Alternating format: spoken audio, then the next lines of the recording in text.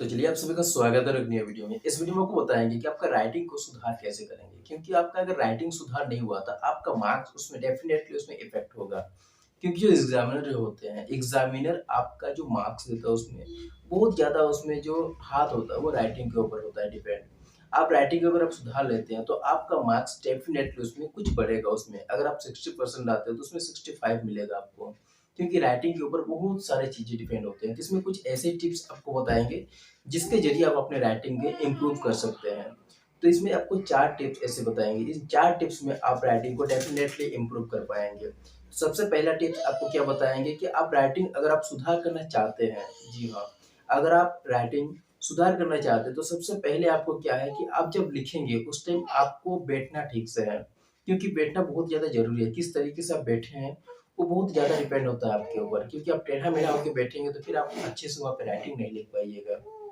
ठीक है? ये हो गया आपका पॉइंट नंबर 1। सेकंड पॉइंट में आपको बताएँगे कि बहुत सारे बच्चे क्या करते हैं कि इतना ज़्यादा दाब देते हैं पेन को बहुत ज़्यादा दबा के लिखते हैं। जिसके चलते क्या होता है पेज के इधर लिखता है वो उस साइड भी आ जाता है। ठीक है? ऐसे आपको नहीं लिखना है क्योंकि फर्स्ट पेज में आप लिखेंगे तो दूसरा पेज भी बर्बाद हो जाएगा और जितना खा-पी के रखे हैं पूरा खाना-पीना सब बल दे दीजिएगा कॉपी के ऊपर तो आपका पूरा सब बर्बाद हो जाएगा। उसमें आपका राइटिंग कभी भी नहीं सुधरेगा। ठीक है? इन 2 पॉइंट इसको भी याद रखिएगा। क्या बोले बैठने का तरीका आपका सही होना चाहिए। आप जब लिखेंगे उस टाइम उतना ज़्यादा दबाइए नहीं, पेन को भी मत दबाइए उतना ज़्यादा, ठीक है? आप हाथ से उतना ज़्यादा प्रेशर मत दीजिए। ये आपका दूसरा पॉइंट। तीसरा पॉइंट में आपको क्या बताएँ कि जब आप लिख रहे हैं, तो लिखते समय आप क्या कीजिएगा, हाथ जब आपका फिंगर जब मूव कर रहे हैं, तो मूव के साथ-साथ आपका बाजू को भी मूव कीजिए। बहुत सारे बच्चा क्या करता है कि सिर्फ़ फिंगर को मूव करते-करते जाता है, लेकिन इसको भी मूव कीजिएगा तो आपका राइटिंग उसमें डेफ़िनिटली कुछ इम्प्रूव होगा उसमें, ठीक है? इसको ये आपका मतलब बहुत ज़्यादा ज़रूरी होता है राइटिंग के लिए भी। फिर आपका जो चौथा पॉइंट आपको बताएँगे इसमें, ये चारों पॉइंट अगर आप फ़ॉलो करते हो तो आपका राइटिंग में डेफ़िनेटली कुछ न कुछ इम्प्रूव हो ज़रूर आएगा इसमें, ठीक है? तो चौथा पॉइंट में आपको क्या करना है कि आप जब राइटिंग लिख रहे हैं, ठीक है? राइटिंग लिखते समय क्या होता है बहुत सारे बच्चों का बहुत जल्दबाज़ी होता है, जितना जल्दी लिखेंगे उतना जल्दी काम खत्म हो जाएगा।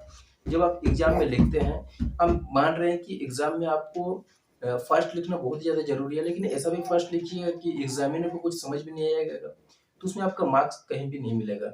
लिखने का कुछ फ़ायदा उसमें आपका नहीं होगा, ठीक है? तो जब आप लिख रहे हैं तो लिखने का थोड़ा स्पीड को कम कीजिए पहले। एग्ज़ाम में नहीं बोल रहे आपका, घर में जब आप प्रैक्टिस कीजिएगा उस टाइम आपका बात कर रहे हैं कि स्पीड थोड़ा कम स्पीड में लिखने की कोशिश कीजिए।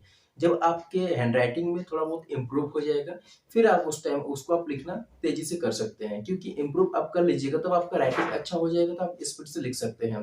तो बहुत सारे बच्चों की 4 गलती के कारण हैंडराइटिंग में खराब होता है। इसको आप सुधार लीजिए, जिसके बाद आपका राइटिंग में डेफ़िनेटली कुछ तो चेंजिंग उसमें ज़रूर आएगा, ठीक है? नहीं आता तो कमेंट कीजिएगा। इस तरह के और भी टिप्स से रिलेटेड वीडियोज़ के लिए चैनल को सब्सक्राइब कर लीजिए। मिलते हैं नेक्स्ट वीडियो में। Thanks for watching.